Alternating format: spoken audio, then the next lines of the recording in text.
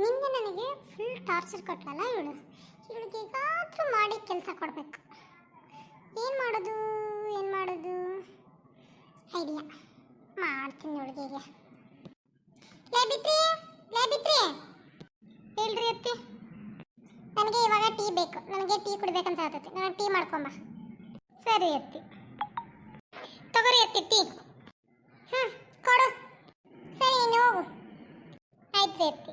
ಇವಳನ್ನ ಇಲ್ಲಿಂದ ಕಳಿಸ್ಬಾರ್ದು. ಕಳಿಸಿದ್ರೆ ಕಷ್ಟ. ಇರೋ ಮಾಡ್ತೀನಿ ಇವಳಿಗೆ. ಅತ್ತಿರಿ ಟೀ ಮಾಡ್ಕೊಂಬ ಅಂದ್ರೆ ಟೀ ಮಾಡ್ಕೊಂಬಂದು ಕೊಟ್ರೆ ಹಿಂಗ ಕೆಡೋದು? ಏನೇ ನನಗೆ ಜರ್ ಮಾಡ್ತೀಯಾ? ಬಿದ್ರೇನಾಯ್ತು? ಗ್ಲಾಸ್ ತಾನೇ ಬಿದ್ದಿರೋದು. ಏನ್ ನಿಮ್ಮ ಅಪ್ಪನ ಮನೆಯಿಂದ ತಂದಿದ್ಯಾ ಗ್ಲಾಸು? ಮುಚ್ಕೊಂಡು ಅದನ್ನ ಕ್ಲೀನ್ ಮಾಡು. ಅದನ್ನ ನಾ ಮಾಡಿದ್ರೆ ಬಿಡ್ತಿದ್ರಿ ಅತ್ತಿ ನೀವು? ಓಣನ್ ಮಂದೆಲ್ಲ ಕಲಿಯಂಗ್ ವಾಯ್ ಮಾಡ್ತಿದ್ರಿ.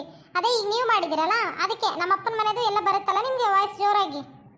ನೋಡೆ, ನಾವ್ ಹೇಳ್ದಂಗೆ ಕೇಳ್ಕೊಂಡು ಹೋಗಿದ್ರೆ ಇರು, ಇಲ್ಲ ಅಂದ್ರೆ ನಿಮ್ಮ ಅಪ್ಪನ ಮನೆ ನಡಿ. ನಾನು ನನ್ನ ಮಗನಿಗೆ ಇನ್ನೊಂದು ಮದುವೆ ಮಾಡ್ತೀನಿ. ನಿನ್ನಿಂದ ನನ್ನ ಮಗನಿಗೆ ಏನಾಗೋದಷ್ಟರಲ್ಲೇ ಇದೆ. ಏನೇ ನನಗೆ ಹೊಡಿತೀಯ?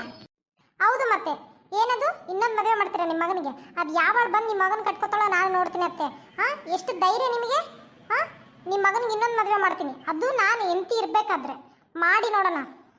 ಮಾಡ್ತೀನಿ ಕಣೆ. ನನ್ನ ಮಗನಿಗೆ ನಾನು ನಿನ್ನ ಕೈಯಿಂದ ತಿಂದಿರೋ ಏಟನ್ನ ನಾನು ಮರೆಯಲ್ಲ. ಅದೇ ಥರನೇ ನನ್ನ ಮಗನಿಗೆ ಮದುವೆ ಮಾಡಿ ನಿನಗೆ ತೋರಿಸ್ತೀನಿ ಕಣೆ. ಕನ್ಸು ಕಾಣಿ ನಿಮ್ಮ ಮಗನಿಗೆ ಇನ್ನೊಂದು ಮದುವೆ ಮಾಡೋದು.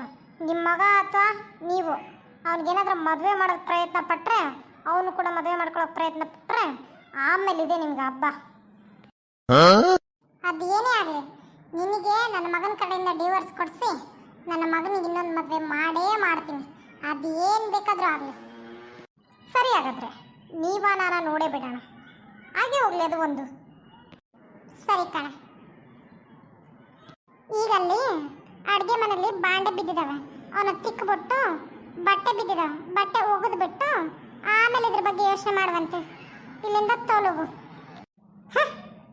ಎಷ್ಟು ಉಳಿದ ಕೊಬ್ಬು ಅಂತೀನಿ. ಅದೇ ಮತ್ತೆ ಅತ್ತೆ ಅಂದರೆ ಏನು ಅನ್ಕೊಂಡ್ಬಿಟ್ಟಿದ. ಇರಲಿ ಇಳಿಸ್ತೀನಿ ಕೊಬ್ಬನ.